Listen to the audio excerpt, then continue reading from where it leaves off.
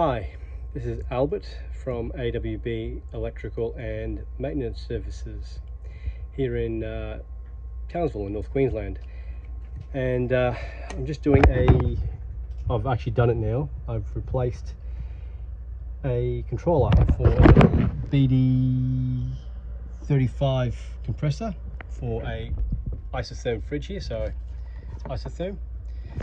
So it doesn't really matter whether these are isotherms, Nova Cools, whatever brand.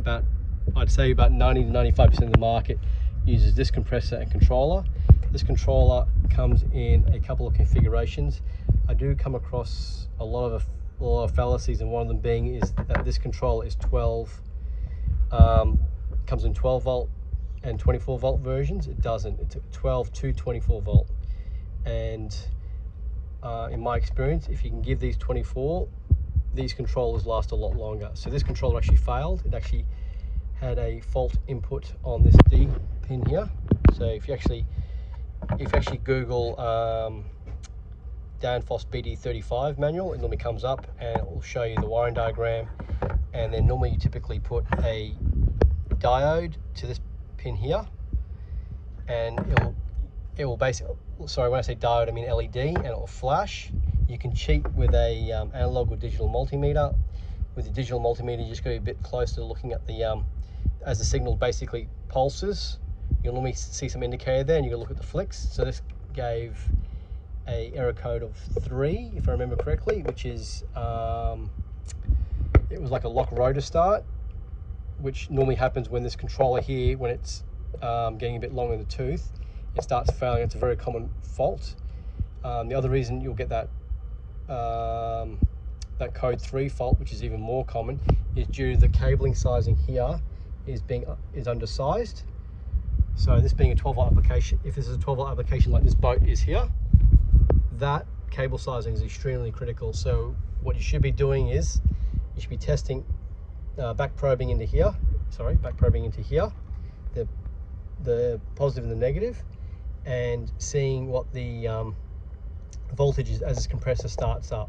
So when this starts up, if it drags down quite badly, like more than half a volt, so if you're getting it to 12 volts flat, that's probably not a good sign, and you've got to do something with the wiring, or you might even have a battery problem or a connection fault somewhere, but you really need to be higher. The other thing I sometimes do on these is a bit of a misnomer too, that these controllers, whether they're 12 or 24, the fan, which you can't see but it's right in the back here, the fan output here, which is these two wires here, those two wires there, is always 12 volt. So 24 volt application, 12 volt, 12 volt application, 12 volt. So what I have done in some applications where it was just not feasible to rewire it, and there was a little bit of voltage drop here and the controller was picking up, I've cheated and I've run this off a relay.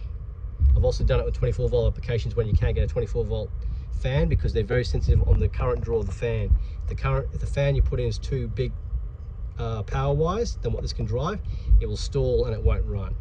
So a lot of times when I replace the fans in these, I'll put a relay off this, and I'll run this off a relay directly. So this is only just triggering the relay. I tap off, I parallel off the back of that, and so basically this doesn't have to drive the fan and the compressor at the same time. And 99 out of 100 times it works every time if it's got a little bit of extra voltage drop here. So main thing with these things is make sure you keep them clean, make sure these have got good voltage to them, and make sure the fan's running. When the fan starts stalling and gets dragging, it starts pulling more current, hurts the controller.